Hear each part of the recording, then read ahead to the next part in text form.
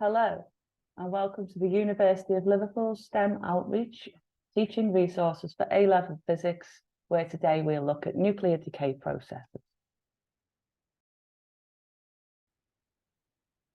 Here is the huge uranium-238 isotope, which we will use to demonstrate alpha decay.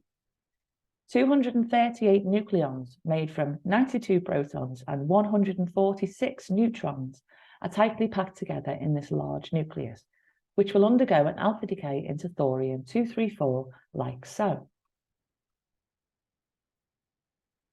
We can see the alpha particle, which is in fact a helium nucleus, being emitted and only travels a short distance in air.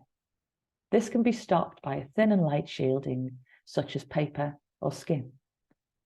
If the alpha particle does encounter another atom, it can ionize it, which means knocking electrons free from their orbitals, leaving the atom with a non-zero net charge due to the imbalance of numbers of protons versus numbers of electrons. This can be dangerous if it happens in living cells. However, this is unlikely even at a relatively close distance to the source. But what if an alpha source was ingested? The decay would happen inside the body, making it almost certain that there would be cell damage. Let's check that mass and charge are conserved in this decay. First, we can see the atomic number Z has changed where 2 protons left the nucleus in the alpha particle. Now we should verify that the mass has been conserved by checking that the number of nucleons of the product added together match the original uranium nucleus.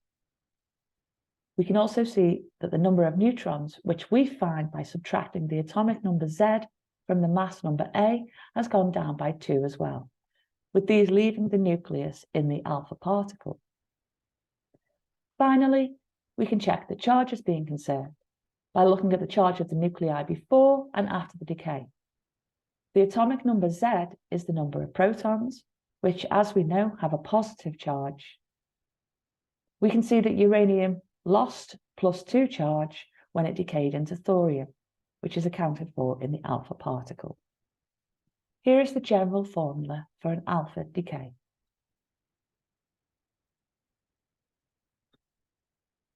Now we'll take a look at beta minus decay using a carbon-14 example. We can see the carbon-14 isotope, which has 6 protons and 8 neutrons, making up the 14 nucleons of this nucleus. And we will look at an example of this undergoing beta minus decay. Unlike alpha decay, where nucleons left the nucleus, beta decay involves a nucleon transforming. In this case, a neutron changes into a proton. The atomic number is what decides what element an atom is. So when carbon gains a proton in the beta minus decay, it changes into nitrogen. The beta minus particle that is emitted is in fact a high energy electron, which has negligible mass but carries away a negative charge following its creation during the neutron transformation. The beta minus particle is accompanied by an anti-electron neutrino, also created in the nucleon transformation. This has no mass or charge and hence are extremely difficult to detect.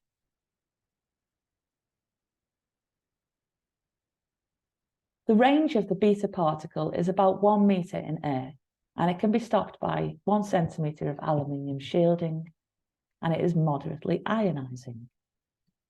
Let's check that mass and charge are conserved. The atomic number has changed, but not due to nucleons leaving the nucleus. The mass number has not changed, so mass is conserved, and if we account for the -1 charge being taken away by the beta particle, we can see that charge is also conserved, since the total charge before the decay was +6 and after is +7 minus 1 equals +6. Here is the general formula for a beta minus decay. Let us now take a look at beta plus decay using a carbon-10 example. Here is the carbon-10 isotope, which has 6 protons and 4 neutrons, making up the 10 nucleons of this nucleus. And we will look at an example of this undergoing a beta plus decay. Similarly to beta minus decay, No nucleons leave the nucleus, but opposite to beta minus decay, beta plus decay involves a proton transforming into a neutron, producing the beta plus particle and an electron neutrino. Due to the atomic number changing, the atom becomes boron 10. The beta plus particle is a positron, an anti-electron which will not move very far, as it will certainly encounter a normal electron, which will result in a matter-antimatter annihilation, producing a gamma ray pair, like so.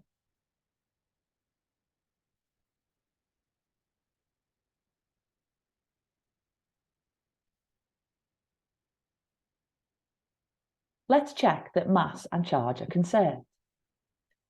The atomic number has changed because one proton transformed into a neutron. The mass number has not changed, so mass is conserved. And if we account for the +1 charge taken away by the beta plus particle, we can see the charge is also conserved, since the total charge before the decay was +6, and after is +5, +1 equals +6. Here is the general formula for a beta plus decay.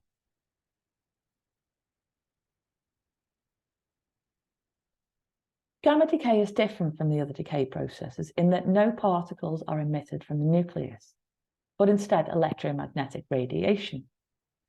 Gamma decay will usually happen following a previous decay. In this example, cobalt-60 decays via beta minus decay to nickel-60.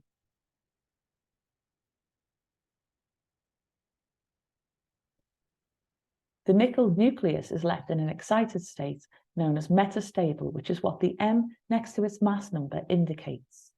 Sometimes this may be shown as an asterisk. Similarly to the way electrons can enter an excited state and then subsequently de-excite, releasing electromagnetic radiation in the form of X-rays, nuclear de-excitation releases gamma rays. We can see the particles in the metastable nickel moving very quickly and then slow down with the energy being taken away by the gamma photon. Gamma radiation travels very far and can pass through most shielding. However, much can be stopped by about 1 centimetre of lead, but some will also pass straight through. There is no need to verify conservation of mass and charge in this case, as no nucleons have changed, but rather lost energy, so we can say that energy is conserved. Again, this energy has come from the nucleons themselves, which were left in an excited state following the beta minus decay. Their de-excitation can be seen on this energy level diagram. Note the huge amount of energy between the excited states and the ground states are in mega electron volts compared to electron energy levels, which are in electron volts.